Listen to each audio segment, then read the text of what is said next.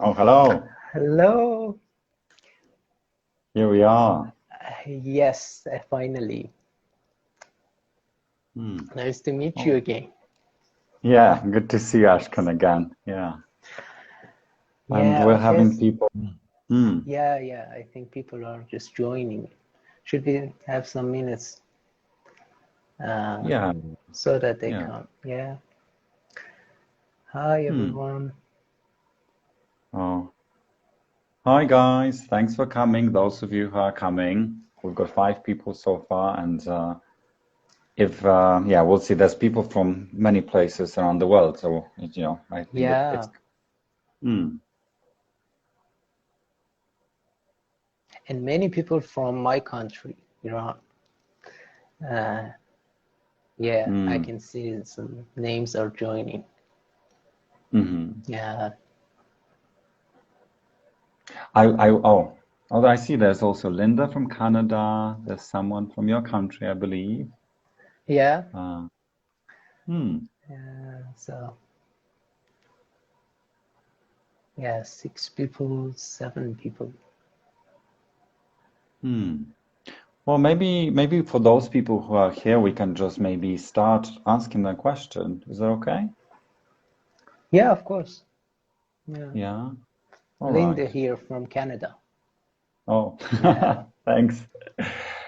Um, well, so hello everyone. So, It's gonna. yeah. Mm, I want you, Piotr, to first give us a little bit of introduction of yourself uh, for people who do not know you. Maybe place yourself where you are now. And mm. yeah, that would be great. Okay. So hello everyone. My name is Piotr. I live in Guatemala. I am a transactional analysis practitioner.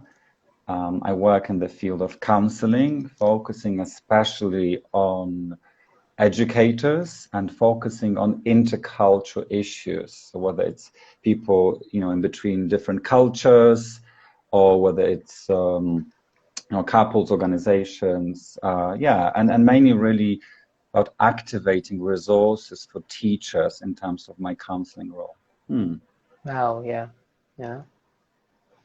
So, how long have you been in Guatemala? And do you want to explain a little bit where were you before there? Yeah, Yeah, and wow. I about the mean, COVID situation there. okay.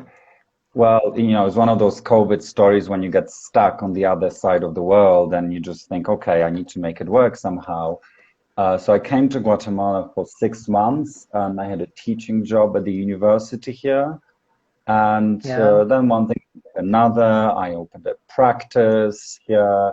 And then when COVID came, all of a sudden, it didn't matter whether I was in Guatemala or in Poland. So I could just carry on working, which has been, huge blessing. And I think for a lot of us, our lifestyles have changed significantly. We don't commute to work. We were working from home and all of that, which created, a big chunk of time for me. And I yeah. just thought, what can I do with this time? So I thought, well, I may as well just sit at home and write articles. So this Become a article, scientist, really. yeah, yeah. Yeah, Hmm. I mean, I worked as a science teacher for 6 years, and I was a teacher for 10 wow. years. And that's where my interest and appreciation for educators, that's where it's there, because I think teaching is fundamentally important for society, for For creating sure. democracy, for creating critical thinking. We need teachers that are looked after. We need strong organizations that support teachers to do their best, because a lot of people who want to be teachers give their best, really. Yeah, yeah. And you can imagine when in a country there are pressures on people and political pressures, so the educational system would be affected generally. Mm, So I'm thinking about my yeah. own country now. Yeah, Say a bit more. yeah. I'm thinking about my country that when Hmm. there is a situation that people are politically under pressure, all educational system, including teachers, would be affected by that. Yeah. And how does it Yeah. manifest in your country, in Iran? I mean, you can imagine how it's manifest when teachers are not supported as much as they expect. Yeah. It's just I mean, what you're talking about now. Yeah. yeah. Okay, so we've got some people over here, so perhaps we will start by asking everyone to arrive and be present with us.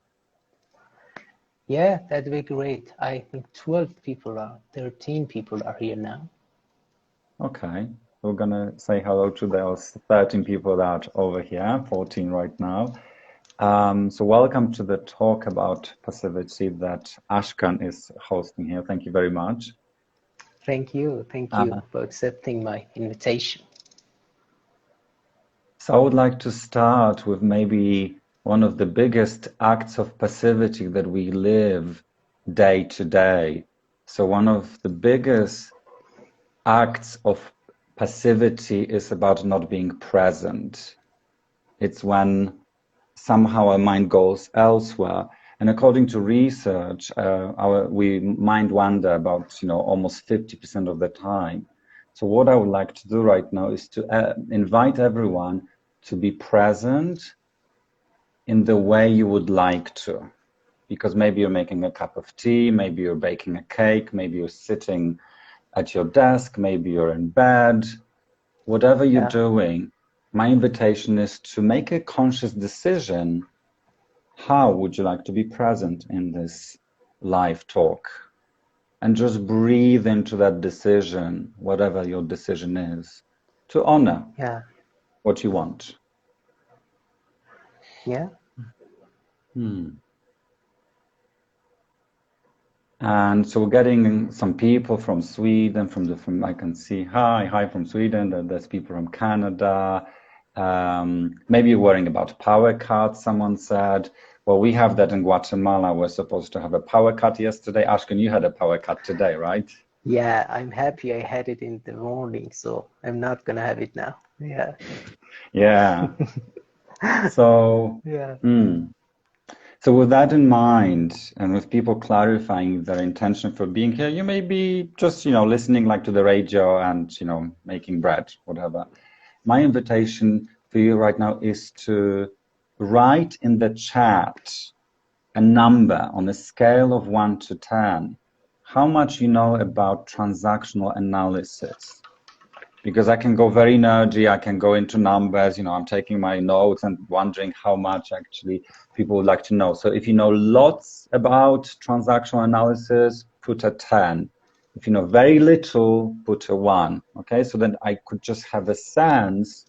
Okay, there's someone says they're at a 5. 5. And right, okay. Oh, 4. There's a 4.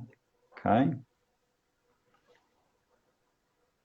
So someone knows 10. Oh God, that person is Matthias is gonna be grilling me. Yeah. There's a 2, there's a 4, there's a 5, 4, 7 to 8. Okay. All right. So we've got a range between 10 and 3. So what I'm going to do is make it accessible and also put bits and pieces for people who might know more and just to be inclusive. So that's what we're going to do. And of course, if someone says, I'm on a CTA contract. Oh, okay. Yes. CTA, that is a journey that is very challenging. So good luck, Matthias, on your CTA journey. Okay. So we just have a range of different levels. I'll make it accessible. And if you would like to ask questions, feel free. Just write them in the chat. So please feel free to interrupt with questions. Yeah, if someone wrote any question, I will interrupt you. Okay, fantastic. Okay, all right. Yeah, okay. Okay, so do you want to start with giving us that definition of passivity? Maybe just the definition that be understandable for people who know TA and people who do not know TAs of. But a reminder for people who know TA and Yeah. yeah. Okay. Right. So, starting with basic, I mean, everyone knows the word passive, passivity, passive aggressive. So, the Yeah, basic definition would be when we fail to take effective action that can solve a particular problem. And that is linked with recreating past relationships, past relationship patterns that were somehow unhelpful. So I'm going to draw that actually for everyone. Okay, so those of you, well, looks like that people know things about TA. So you know that one of our basic things is the ego state model. Yeah, so the yeah, personality, three parts. We've got our parent. So when we copy the behaviors, feelings, and thoughts of parent figures, that's our parent state. You need to figure out the angle. Our child state is when we repeat our behaviors, thoughts, and feelings from the past. And the adult is about the full capacity to be in the here and now. Okay? yeah, So, why am I talking about ego states? Because passivity starts when we are little kids.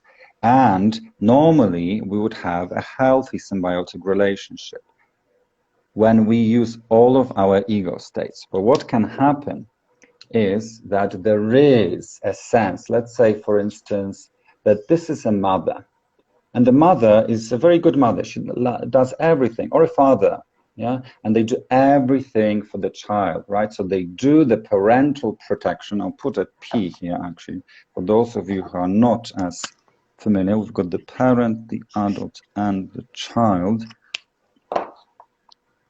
So the mother will protect the child, think for them, and as a result of that, that person who's looking after will have to somehow suppress their needs. There is an exclusion, there is a cutting off of their own child. Okay, so they put a brave face, they help the child whenever they can, and the child is sort of helpless and is looked after. The child may yeah, not be encouraged to use their adult thinking and to develop the capacity to parent themselves.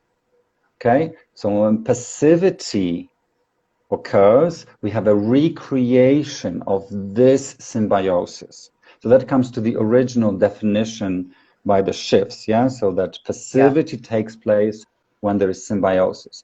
Now, equally, yeah, this could be reversed. So imagine that a child feels responsible for their parent. So the child will have some sort of a sense of feeling responsible. Yeah, that actually there's a name for it. It's called child parentification. So the child will feel parental responsibility and the adult thinking around the situation, and the parent can act as a helpless child. Yeah. yeah, So we can have one of those things. And as a result of that, passivity happens. So we do not use the full extent of these ego states. We reduce our internal resources. So we either cut off from our child and our needs, or we cut off from our adult thinking capacity and our parental capacity for structuring and nurturing. Yeah. yeah, So that's, perfect. mm-hmm, Yeah, yeah. and that is the early healthy symbiosis with the caregiver. Yeah, Well, I would say I would draw the healthy symbiosis. So if this is, let's say, a caregiver here, a healthy yeah, symbiosis would be if they use the full extent of their ego state. So what does it mean?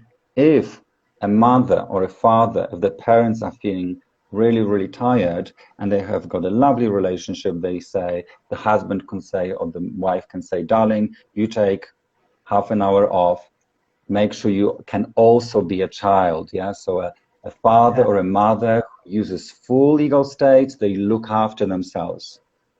And I remember actually having supervision with Giles Barrow, who's an educational yeah, TSTA. And one of the wonderful things he said to me, because I was working as a teacher, and there were like 4 kids and, kids with behavior problems, 4 kids in the classroom. And he said to me, imagine there's a 5th kid over there, and that's the little you.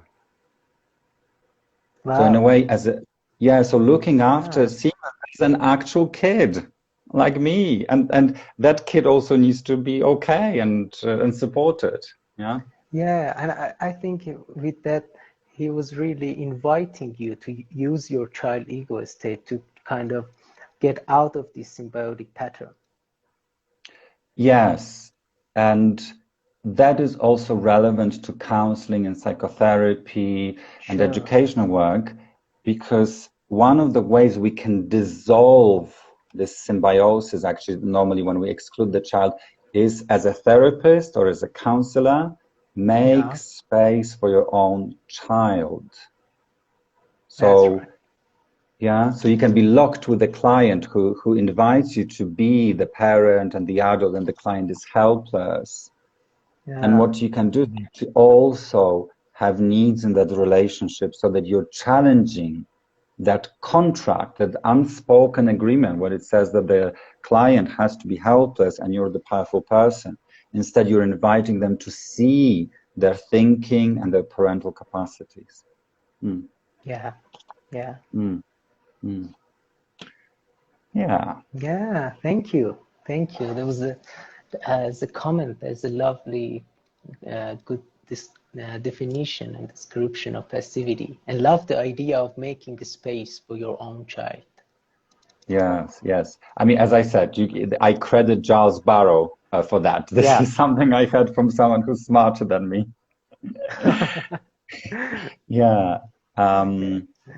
I wanted to add, so we have that basic definition of passivity when we fail to take effective action, and so looking further how all these studies of passivity have developed. So there is some literature in the 70s and 80s, and one little paper in the 90s, and there's a big gap between the 80s and 2010. Very little stuff going on. 2013, there was a paper or a PhD done in Poland about passivity in Polish schools, where they actually could look and quantify all of these passive behaviors. Now, in terms of education, passivity is when we fail to take effective action, or when we cease to give information about ourselves. Because you can also say, I don't understand, but that non-communication is a sign of passivity. Yeah. And I think, as you said, that was really beginning of the evidence-based research about passivity. Am I right? Yes, because I mean, there were a couple of articles in the 70s around evidence-based, but these were like tiny group, like 18 teachers. I mean, what sort of statistics can you really do with 18 teachers? And there was some research of comparison between Chinese and American students in the late 90s. There was a pretty good study, but it didn't look specifically at passivity. So yes, from the literature review I've done, I saw that the research base starts with the PhD about passivity in Polish schools. Yeah. Thank you for giving us that review. Yeah. Maybe I would like to go to types of passive behaviors. How about if I go into the details of that? I think. So I think that's the bit that everyone wants to know about, actually. What are the passive behaviors and how to deal with them, really? So as you saw in the video, so there's a few of them. There's 4 of them. That is reversed. So maybe you can read them. Is it reversed? Yeah, it is flipped, mirrored. Oh, okay, cool. Well, I'll read them. I'll speak. That's all right. So, but are the diagrams flipped as well? Yeah, it is flipped. Yeah, but it's understandable because it's the diagram. And PAC is really understandable. Oh, that's an interesting one. Okay. Right. So in terms of passive behaviors, so we've got 4 types of them. The first one is called doing nothing. I mean, that's pretty straightforward, and that's the power of Yeah. transactional analysis, which is naming the obvious or just stating the obvious somehow, that we actually, Eric Berne used to talk about avoiding the obvious. When we work within a psychotherapeutic or counseling situation, we sometimes avoid the obvious. That's within the core of our issues. So doing nothing is that example. There's a problem and you're not aware of it. So in order for that for passivity to occur, you've got that relationship from the past, that symbiosis happening, and there's also discounting. So you're not taking into account some aspect of the situation. You're just kind of ignoring something because it fulfills some past beliefs about yourself, others, and the world. So with doing nothing, all the energy is invested in suppressing thinking and feeling that could potentially solve the situation. Yeah. But as I said, doing nothing, sometimes actually it's not necessary. In some situations, there's not much we can do. For instance, when we grieve, this is about feeling. This is about honoring our feelings. And the doing nothing can be about avoiding the crying. It can be about avoiding a hug. It can be about not asking for help, for instance. So doing nothing is when we suppress all of those feelings and thoughts that could potentially contribute to the solution of a situation. And it's interesting that to imagine when we are discounting something, we cannot be aware that we are discounting that. So Julie always says that in therapy, you need a therapist that has a different kind of discounting as you have. Or if you're a therapist, you need a supervisor that have a different type of discounting. So they can tell you what you are discounting. So we really need another person to give us feedback about what we are discounting or what we are suppressing. Or we do. And I mean, that's why we need friends. That's why we are social animals, because I always think of reality as like a diamond and we only see one part of it. It's just got many facets. Right. Dimensions, dimensions. So I believe we need other people to confront our discounting, but I think it's important that it's done from a place of love, because otherwise we will discount the person in their discounting, because they're not doing it to have an unhappy life, in some way. I mean, it's not like someone wakes up in the morning and thinks, oh, what am I going to discount today so that I'm unhappy? Not that. That is really done unconsciously. So there are two questions. Do you want to respond to them now? Yes. So one of them is that what is the difference between the passive behavior of doing nothing and the trauma reaction of doing nothing, the freeze response? Yeah, I think that's something we talked about yesterday. Yeah, we can think of it. It would come back to the definition of a problem situation. So sometimes people in trauma, they may be aware that something is wrong, but they still have got that freeze response because that's wired in the nervous system. So there is some awareness that something could be done, that there is awareness of the problem situation, and you still feel frozen because the limbic system overrides, let's say, the prefrontal cortex. So I would see it this way. Now I'm thinking about the polyvagal theory, having that dorsal shutdown that doesn't let you do something, even if you're aware of the problem. Yes, so there is some awareness, but the nervous system overrides that possibility of doing something with that. That's right. Yeah. And within the other one, you may just be unaware. You have no awareness whatsoever. So let's say an example of that, I take my organic, trash, because we separate stuff, we recycle things. I mean, that's an interesting example of doing nothing at the level of civilization. That would not separate our rubbish, for instance. Like when I go to Guatemala City, like plastic and, potato peels together, like, come on, we need to separate things. And I remember I used to go through this mud and just take out all my organic trash, and I just had lots of mud on my shoes and everything. And then I realized that there was actually an organic pile next to me. So I was not aware of that, but I was actually doing nothing not to go through the mud, right? So I just had no awareness. But I would also like to, there's a third thing, so we can have someone who is traumatized and has got some awareness, but the nervous system does not allow them to act.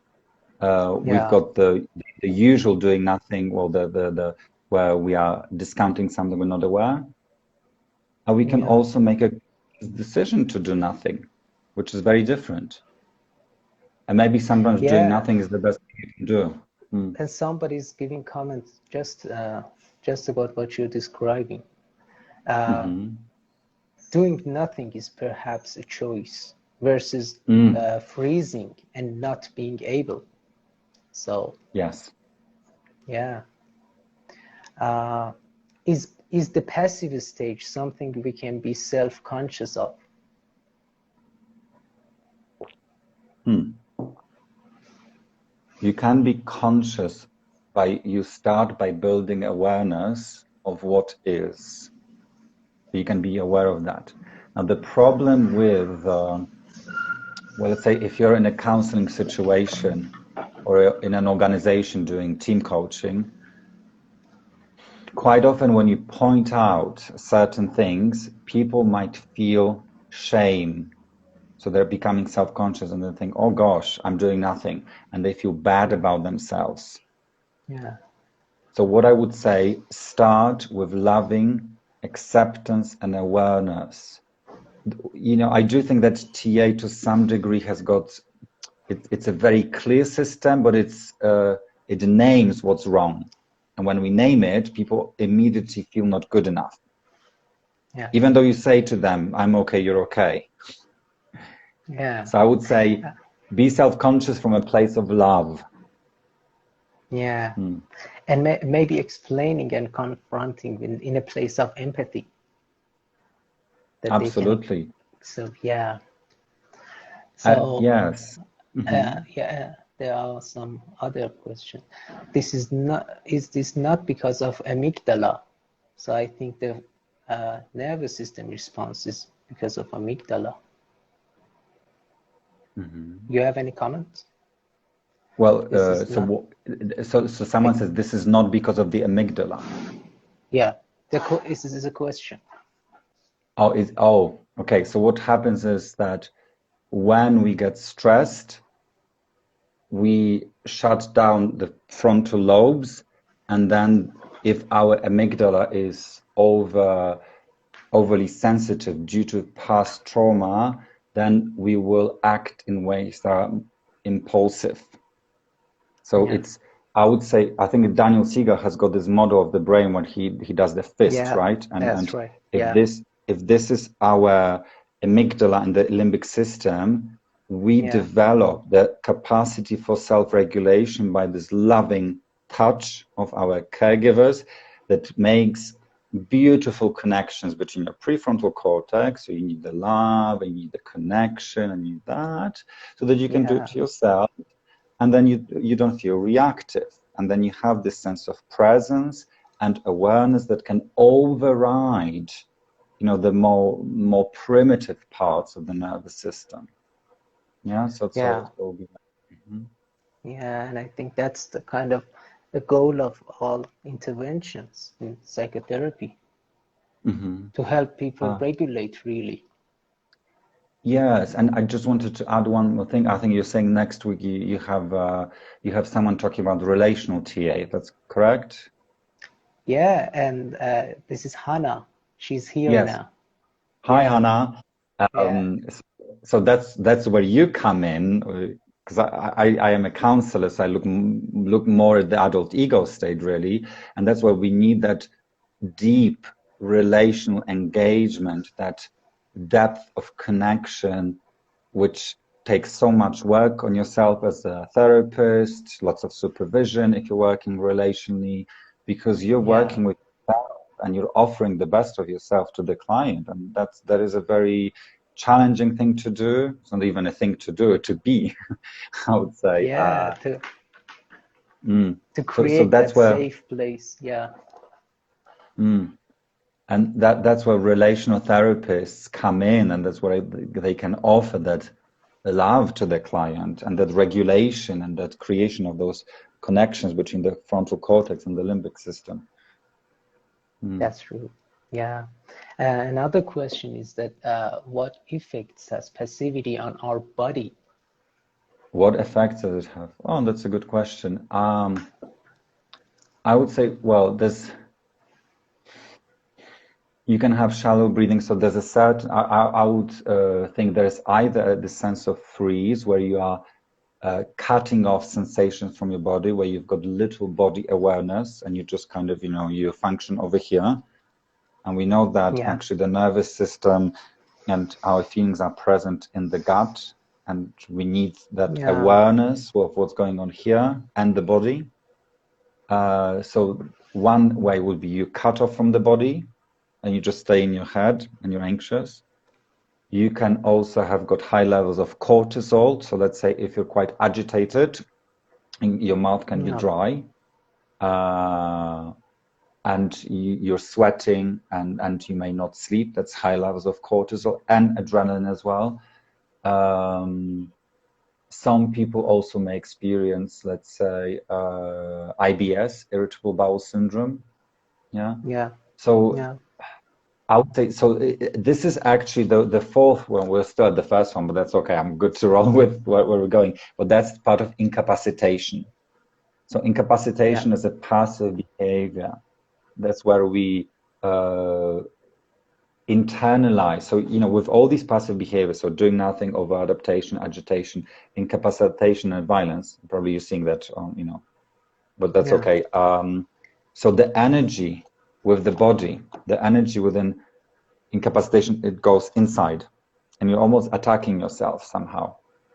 And then you get a headache, or then you get a bellyache or something. So and that is obviously, let's say, a mysterious part of science and psychotherapy and psychology, which is not that straightforward, but there is some evidence of how passivity, actually, can I be a bit nerdy and say a bit more about that? Yeah, I would like to. Yeah, I'd like to hear that. Yeah, because the question of passivity on the body, so they did this research. They had mice and they electrocuted the mice, and then they wafted some cherry smell, so the mice are smelling cherries and they're getting electrocuted, right? And so then, poor mice, right? Then they had children, the mice had kids, and then those kids had kids. So we're looking at the grandchildren. So coming back to the first group of the mice, when they wafted in just the smell of cherries, they had a stress response with no electrocution. They could measure the levels of hormones at tissue level, like cortisol, things like that. So when they looked at the grandchildren, they realized that when they wafted the smell of cherries, they still presented a stress response. And the question is, how does it happen genetically? They could actually look at the nervous cells in the olfactory bulbs in the nose, and they could see specific genetic changes. So that passivity and that trauma can get, because if you look at it, you're just smelling cherries, but you're reacting as if you were getting electrocuted. So that would be a form, of agitation, possibly. Poor mice getting agitated. And I'm thinking about transgenerational traumas, and somebody's commenting about epigenetics. Can all think of these things? And another question is, can passivity lead to anxiety disorders? So I think agitation, that's what you're describing. the high levels I of would say, cortisols. Yeah. I would say passivity is part of anxiety disorders. Yeah. Yeah. That's another way of looking at it. Yeah. Another way of describing it. Yeah. Okay. Okay. Do you have any more questions? Any No, are no, we I okay? think you can continue. Yeah, with the second and third one. Okay, cool. So we're looking at doing nothing and lots of Yeah. interesting questions within that. The second one is over adaptation. So Yeah. let's say, I mean, in a couple, someone says, let's go to the cinema. Someone says, okay, let's do it, even though they might be tired. So Yeah. we do not identify with our own goal. We basically give up what we want and we identify with the goals of another person, of another, right? Yeah. And this passive behavior actually is the most difficult to confront, the most pervasive, and actually the research across Ukraine, Poland, UK, and Guatemala shows that in every country, over-adaptation is the most common passive behavior in the classroom. So let's say a teacher might ask a question and the students want to give an answer that is expected. We train kids to give the answers that are expected. Yeah, that's true. And we expect that from teachers. I remember in my fourth year of teaching when I moved to London, I remember questioning something, you know, I mean, I can be a pain in the backside, that's another thing, but I was questioning something in the school and my manager told me, Peter, you think too much. And I was just thinking, gosh, I'm in an educational institution and someone is telling me, Peter, you think too much. I don't think you can think too much. You can think wrong. Okay. Yeah. Interesting. Yeah. So the manager is also inviting you to be adapted to what they really expect. It can happen in any organization, I think, in any kind of, yeah, Yes. as And well as in therapy, in psychotherapy also. Yeah. yes. And looking at it systemically, there is this concept of symbiotic chain. So the first symbiosis is between, let's say, the CEO and some of the school principal, where they do not acknowledge the child needs and invite into someone being just a child. Then that gets replicated. So we've got a whole symbiotic chain from the management all the way to the bottom and to the students. So we're actually saying, well, don't think. Yeah. Yeah, that's right. I'm remembering a model I saw in organizational stuff in TA that was a really third level of symbiosis between the manager and the HR and the HR and the employees. So they had this three levels of symbiosis, like what you're describing. Yeah. Yes, yes. I'm just wondering if I press this button here, is it going to change my... Oh no, this is not changing my thing. Okay, fine. I just thought it was because things were... I wanted to draw more diagrams because it seems to be flipped, but I think that's okay. Yeah. Okay. I think if you draw the diagram, it will be okay. It's understandable for TA. Yeah, so maybe... Yeah, so let's draw that because we're talking about this symbiosis, and I think it's interesting that so let's see, we've got 3 levels within an organization, or even 4. So what happens is that symbiosis gets repeated throughout. So I'll do it pink. It's fine. Okay. Right. Okay, or maybe I'll do it with different colors. There we go. Okay. So Hannah is saying that this is going on within the culture of my education employer at the moment. Fascinating. Oh gosh. Yeah. Hannah, I can say I feel for you because this is very hard when if you are trained in TA and you're having adult awareness, those systems can be very deadly. I mean, yeah. So this is how it gets replicated. So we start with this Exactly. person, yeah, and we've got that symbiotic chain being repeated. So at every level, we, Yeah. yeah, there's this sense of excluding our child needs for connection and play and intimacy, and inviting this other person to be an obedient child. And as Hannah said, yeah, so this just happens all across the system. And Yeah. if you, let's say, somewhere here or somewhere here, it can be very difficult because systems are powerful. And being an individual in the system, you sometimes don't have a contract to change it. Yeah. Yeah. Yeah. Yeah. So that you have multi levels of contracting. Yeah. You have one side of the contract, the manager, one side maybe employees, and there are different sides of your contract at the same time. Yes. Yeah. And so we've got these people here having this, and there's also a sense that so when I did some of my training and coaching, that the system also has got its culture that's co-created by everyone, and the structures and the dynamics, and there's a thing that's called the systemic it. So I like to think of that like the kitchen sink. So in every school I worked at, there's always cups of tea, dirty spoons and whatnot in the sink in the kitchen. So that Yeah. same happens. Everyone puts a little spoon, everyone puts the dirty stuff, and all of a sudden we've got a big mess. And then we wonder, Yeah. why is it so dirty? And why do I feel uncomfortable in this place? Yeah. So there are some comments. Mm-hmm. I think a good example for over adaptation is the character Boxer in the book Animal Farm. Mm-hmm. Another one, absolutely, Hannah is saying, absolutely, it's difficult to witness and in being active rather than passive. I often feel like a disruptor. And thank you for acknowledging. Yeah, yeah.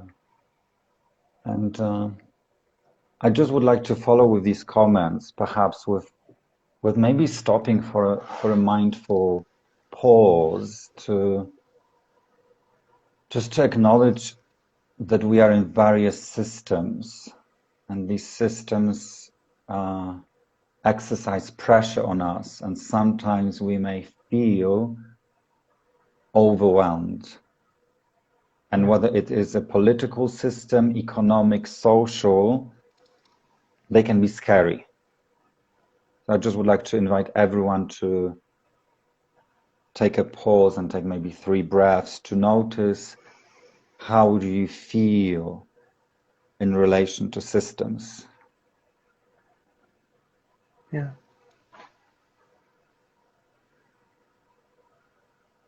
And perhaps thank yourself for the resilience, or that someone said, Hannah said, being a disruptor, because the flip side of that is hopelessness. And that's very difficult. Yeah.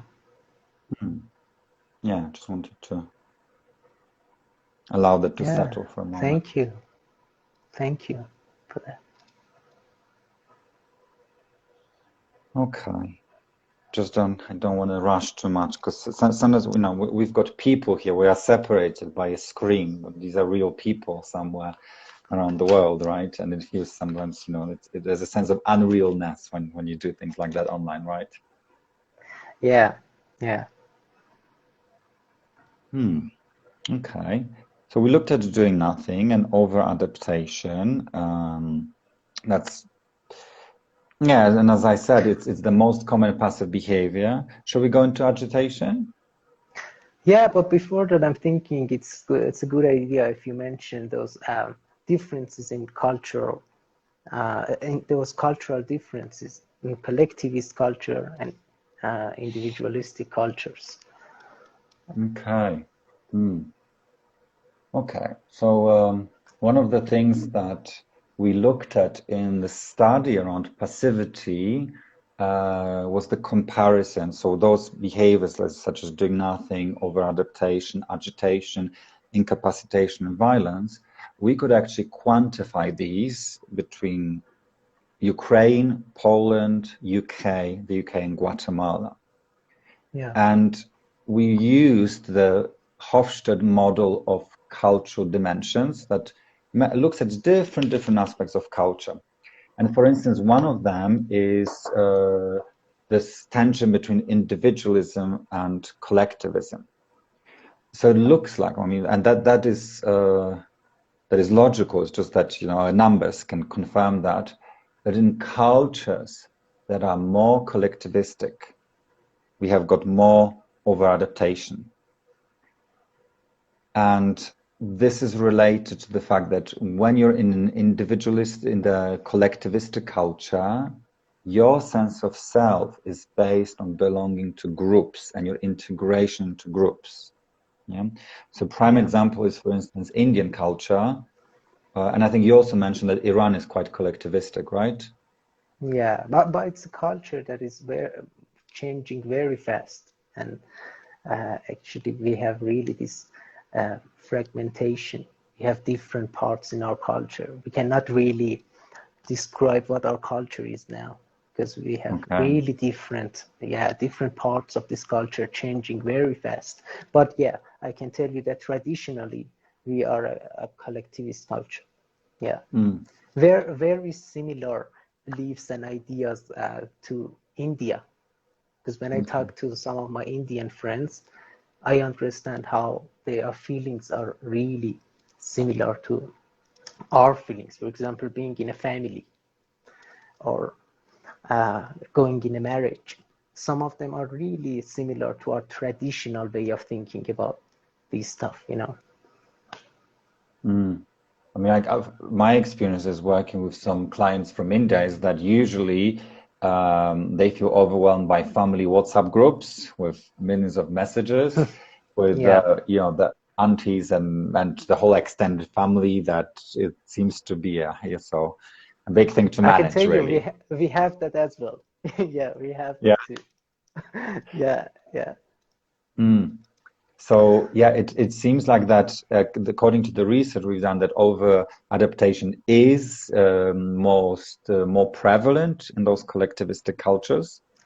Yeah. And it's, as I said, it's about our sense of self that comes from relationships, and it's almost like that we have that sense of protection from the group at the expense of individual liberty.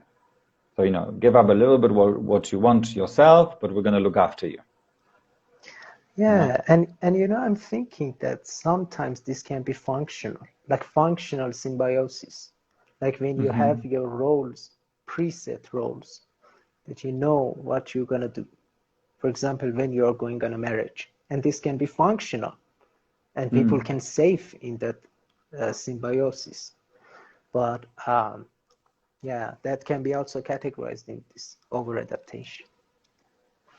Yeah, I mean, you know, you can always pathologize anything, you know, Yeah. and that's not, we can always see something. I mean, equally, let's say the United States is one of the most individualistic cultures in the world. So I think if we look at levels of collectivism, so I think there are about 97 or 94 in Guatemala on the Hofstede scale, and the number for the US is only 11. So just, and we know that relationships have got a positive impact on our mental health. And we know also that rates of addiction are very high in the US. So that people have the sense of not belonging, and what they do, they numb themselves. Yeah. I like this idea that we are now talking about, that we cannot always pathologize these behaviors. They can be functional. Absolutely not. These are certain tendencies, and you know, I guess the mind is always looking to categorize something as good or bad, but everything has got its benefits and limitations. So, but I wanted to add something as well to passivity, that what was observed interculturally. So one of the things is collectivistic cultures. And another dimension of Hofstede scale looks at the differences between femininity and masculinity. I mean, I think, it's not the best term because, we are stereotyping and we're saying what's feminine is more about Yeah. carrying behaviors and about Yeah. adapting. I mean, that's anyway, that's in the Hofstede model. So the cultures that are more feminine, that are more relationship oriented, that are more towards care, so display those feminine character, what is seen as traditionally from a patriarchal point of view as feminine. I just want to be correct about that. Yeah. So these cultures are more over adaptation. So the collectivism and femininity, they support over adaptation. Yeah. Makes sense. Yeah. Okay. And I think we there's have another one. 9 minutes. We have Oh, we've got 9 nine minutes. minutes. All right. Yeah. Oh, that went very quick. Yeah. Uh-huh. Okay. I'm not Uh-huh. sure if Instagram will end this live after 1 hour. I think now it lets us to have longer Okay. videos. But yeah, you can continue. Yeah. Let's Do see we have what any questions? happens. Yeah. Yeah, one question is that how can social media influence these cultures? Do they lead us to a global collectivist culture? I would say yes and no. The research that has been done around social media is, well, first of all, it doesn't increase your level of happiness. So, here we are on Instagram, Yeah. but it depends how you use it. But definitely social media can create what's called comparative suffering. So here's my little life, and then someone Yeah. is, on the Yeah. beach and, margarita, and why am I working on my essay right now? So I think Yeah. social media can have a sense of suffering, and there is evidence that apart from decreasing our levels of well-being, that it contributes to polarization. So people who are open-minded get even more open-minded because they talk to people who have got similar views. The left-wing Guardian readers follow left-wing Yeah. Guardian readers. Yeah. That's true. Yeah. So there is a sense of division, really, and there is some unification that somehow decreases our uniqueness in a way that there's a certain, we start to look for similar symbols. And these symbols usually come from Western cultures. So I cannot Yeah. imagine a situation where everyone wants to adapt to the dominant culture, which is Western, English speaking, and predominantly white. Right. Yeah. That's true. So there is a psychological contract here that dominant cultures are more okay. They are somehow more legitimate. We're even speaking English right now, which is the more Yeah. legitimate language supposedly.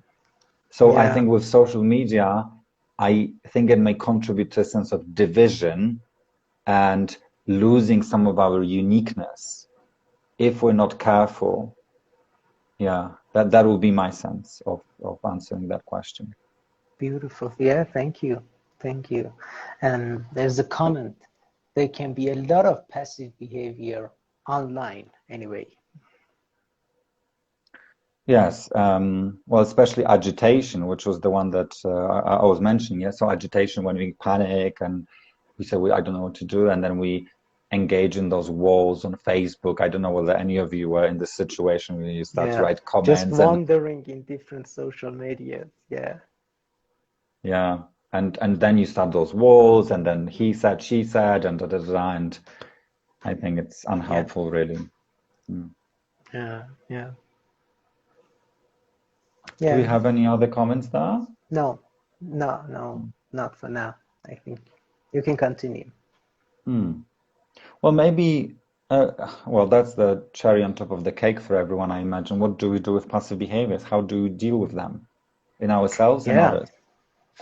Yeah. Ah, well, first step, awareness building. So, what are you discounting? What are you not aware of? And of course, if you're not aware of that, it's hard to find out. So, whether you're with a therapist, counselor, coach, organizational consultant, it's about identifying where you're discounting. You may be discounting your feelings. Perhaps someone doesn't feel good about being themselves if they hold an injunction, a message, don't be you. Yeah. So to stop that passivity, you need to have a good sense of self so that you feel entitled. I'm using these words very deliberately because when we look at, parental messages, sometimes we don't feel entitled. So when we say, this is okay for me to think for myself, then we start to problem solve and then we think for ourselves. The first step, value your thinking, feeling, and thoughts and accept what's going on. And, I guess we can confront, as I said, we can confront something from a place of something not being okay, or we can actually love ourselves for the patterns we have because they serve the purpose. So do not beat yourself up if you have got areas of passivity. Yeah, be compassionate. And the science of compassion shows us that people who are more self-compassionate, they use the same amount of negative adjectives as people who are not compassionate at all. So first step is to love yourself and be compassionate with your passive behaviors, and then build awareness. So then rather than doing nothing, you have a choice. You choose what's good for you rather than ignoring it. Yeah. Yeah, that's true. There are two comments. Let me read them for you. Mm-hmm. First one is thank you so much for this wonderful conversation. I really enjoyed it and I was shocked when it's been 1 hour already. Another one is that awareness building can be made with productive feedback within organizations, for example. Yeah, I think that's about what we talked about. We really need somebody else to give us feedbacks, what we are discounting. Yeah. Or when we are really passive. Well, yes. I mean, at the end of the day, if we didn't need people like us, people who do TA, we wouldn't have a job. If everyone could do it themselves, we would be out of a job. And there would be no point of people training in TA. Yeah, yeah. And the thing about feedback as well, there is obviously the formal mechanisms for feedback within organizations, and there's also the relational. So if we give feedback, or every message we give has got the content and the process. And the question that I would always have is what's happening at the relationship level? What are the messages that are sent outside of awareness or just below the edge of awareness, so that feedback may contain things that somehow contribute to the organizational culture, and that needs to be named in the big group, because we can have all those mechanisms of feedback, but it's the relationship process of the whole group. Yeah. Can I give you an example of that? Yeah, for sure. Yeah. So for instance, I was working with one organization where people do not fulfill the professional obligations. And I gave them a task to create a work of art together. And they had to agree how to do it. Now, they actually did not agree a clear vision, or the agreement was unclear. They've done something separately, and then they just made a comment on it. And then they could actually reflect on the relationship process. So what is happening between us, and how do I feel with you, and how do I feel with you when this is named in front of everyone. And it's named from a position of, I accept you and I'm okay with you. And let's think about what that means. Yeah, thank you. That's a very important point about working with groups, any kind of groups. And so, yeah. So let me read for you some of the comments. So somebody asked, when are you having the next live broadcast? Next week, right at this time, 5 p.m. Really happy to have found this conversation. So true, as subcultures can exist and fracture. Yeah. So when subcultures are in organization, or maybe in society. Yeah.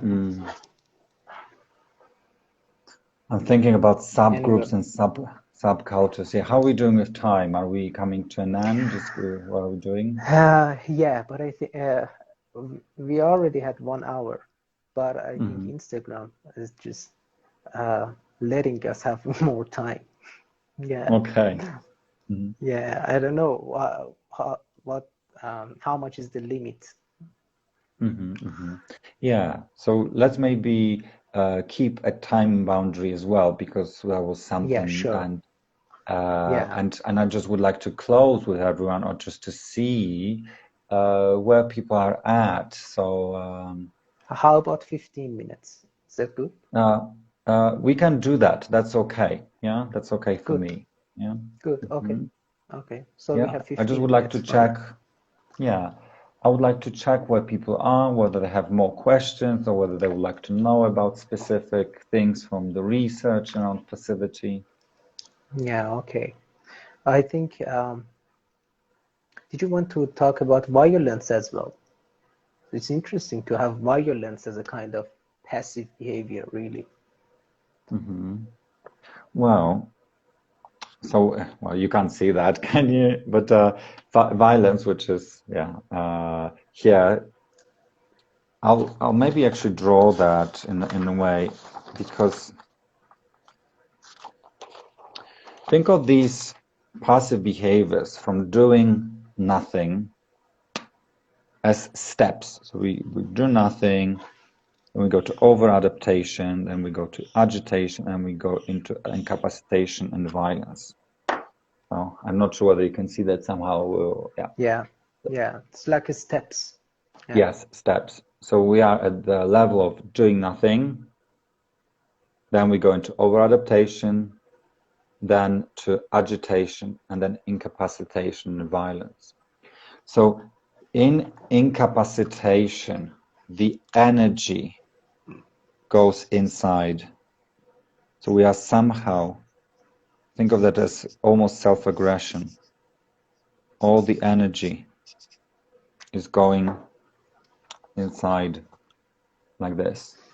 Yeah. It's so then we experience a headache, we experience bellyache, or we incapacitate ourselves with alcohol, drugs. Yeah. In violence, that energy, the vector of energy, goes outside. So what it is, it's like that. The energy goes outside. And then we explode. For instance, the children I worked with, I had kids spitting in my face or throwing chairs at me. So what's happening when the kid is throwing a chair at me? They want me to feel the hurt, the sadness and anger that they're not willing to feel. So we force the environment through violence to think and feel for us. So we don't want to face the problem situation. We don't want to face those problematic feelings.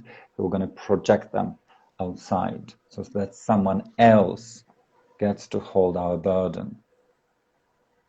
So that is essentially violence. It's interesting that in the research, this one is the least reported, actually, because, well, we don't want to admit that we're violent.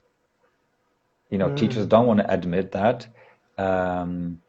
Yeah, another interesting thing was that where we have got high, another cultural aspect of that is power distance. Power distance is how much distance there is between, let's say, you're a manager or people who are kind of on top of society and people else. How much do we agree to that? So let's say the UK has got small power distance, you know, we are kind of equal, we can just talk and stuff like that, yeah? Poland, more power distance, Ukraine, you know, it's a little bit post-Soviet, so it's like that, right? You know, yeah, the same thing in Guatemala, very high power distance.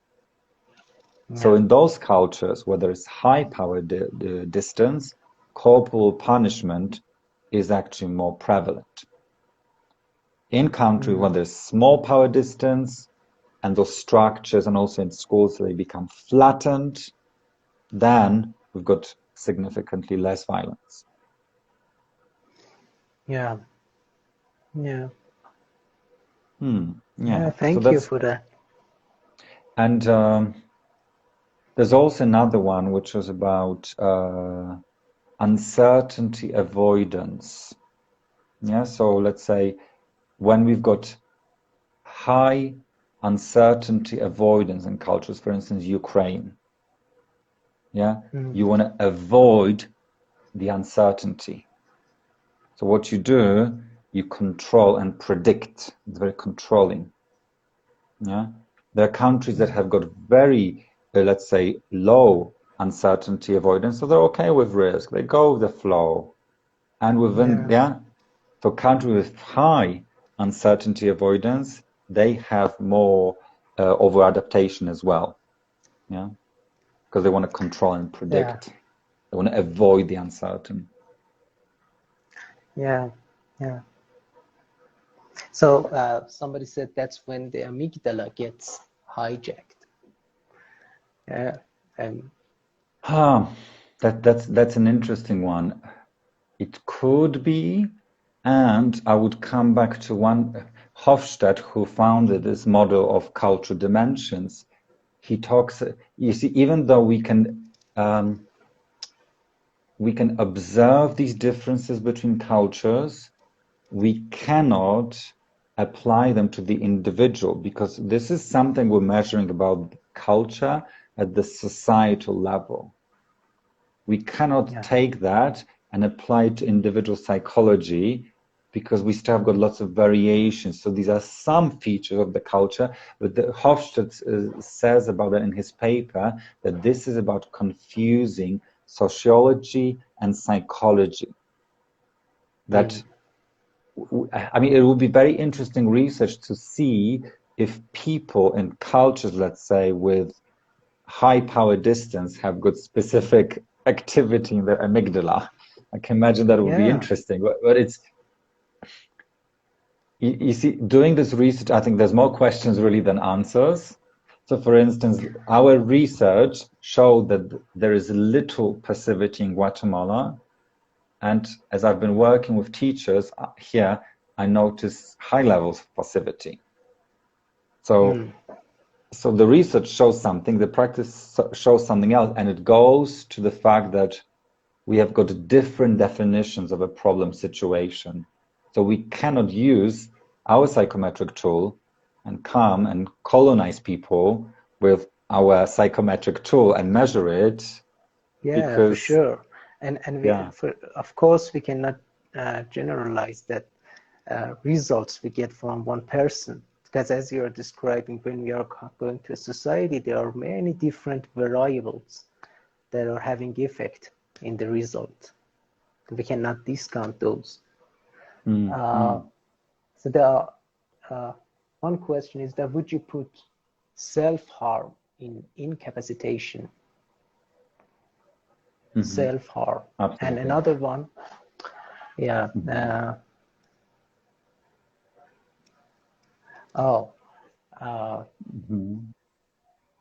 person who commented for that's when the amygdala gets hijacked, uh, she or he says that I was referencing violent and kids Oh, emotions you spoke of. Yeah, yes. yeah. Yeah. So when those kids want to throw the chair, that's when the amygdala gets hijacked. It does. And you need a lot of resources in your prefrontal cortex Yeah. not to react. It actually happened once in my teaching career that I swore at the kid. I told the Mm, kid to F off because the kid yeah. attacked me, took me by that, and dragged me to the floor. So Oh. my amygdala told the kid to F off. And Yeah. I mean, to be honest, when you're in that situation, the kids were actually laughing about it in the end, so I don't think it was that bad. Yeah. But I Hopefully not also a remember, trauma. I think it's more of yeah, a trauma for you to be just there. well, yeah. Mm. I mean, it's we go through all sorts of things.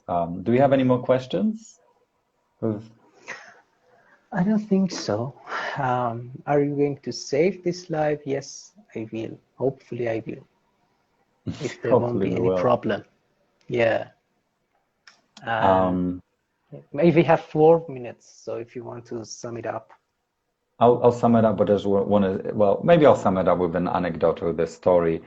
I remember when I was working with children from gangs and very violent Mm. students in London. There was this one kid. He entered the classroom and he says, "I effed your mum." He's swearing and he's Yeah. claiming that sex with my mother. And I was just like, okay, he's trying to provoke me. I'm just going to keep my Yeah. cool. So the funniest thing that happened was, and I said, "Really? Did you?" I said to the kid. He's like, "Yes, I did." I'm like, "Let's just find out. I don't think it's possible because my mother doesn't really speak English." So then he's like, "Oh, whatever." So then I took out my phone in the classroom. I put it on loudspeaker and I'm calling my mother in the class, in the science. And I'm just saying, "Mom, there's someone here who claims they had sex with you." And my mother starts speaking French. And then like my mother's on the loudspeaker in the classroom and everyone's just laughing their head off. So I Yeah. think there was that confrontation of that passivity of violence, that verbal violence, by actually, well, not taking that seriously, by making space for my child. And I mean, he clearly was inviting me to criticize him and repeat the same game that he feels bad about himself. And I was just like, well, listen, let's just actually speak to someone. That became a running joke. So I would say when you're dealing with passivity, I would invite everyone to be sensitive to their needs. That's where it starts, with the foundation of compassion that builds and grows into awareness. And I would say there's many ways to build that up. I would say yoga and looking after the body is really important. I think my yoga teachers may be on this live, and I thank you, her, for really enabling me to build these connections between my amygdala and my prefrontal cortex through my Yeah. body. Yeah, for sure. The body and breath is really important, and meditation and love and relationships and your diet and many other things that we know that are actually helpful and that yourselves, because I'm sure everyone here has got resources and what you've got up your sleeve. What are your secrets to Yeah. well-being? Yeah. Yeah. Perfect. Thank you for that, Piet. It's very nice kind of ending this. Thank you, gentlemen. Very informative. Thanks for sharing. Awesome, Piotr. Spread the seeds of wisdom that you have, my dearest. Oh, Yeah. thank you. So, yeah. Thank you, really. So we have 1 more minute. If anyone has any comment or any feedback, probably for Piotr, please feel free to put it in the chat. Hmm. Hmm. Thanks. Thank you. And Um, on that, it's interesting because even the situation when we talk about feedback, usually in the situation, everyone says positive things and goes into over adaptation. you know? Oh, yeah, That's an yeah. opportunity where That's we an get adapted. invitation. Yeah, So it's an invitation. People can also say what they would like to have more of, because we tend to say positive things, and you can also be critical. That's okay. that's true. Yeah. One, thanks, thanks.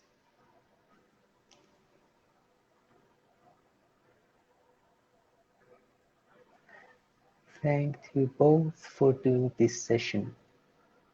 You're welcome. Okay, so if there is no question, I think we can close the session. That was fun, accurate, and interesting. Great Well, conversation and insight. It was good for real. thank you So so much for yeah, having me. It's been a pleasure. All right. Well, I'm yeah, gonna thank turn off you. the live. Okay. I'll see you Yeah, later. yeah, yeah. Thank you, and have a nice time there. Thanks. Thank Yeah, you. Bye. How do I bye. go out here? Bye. Leave.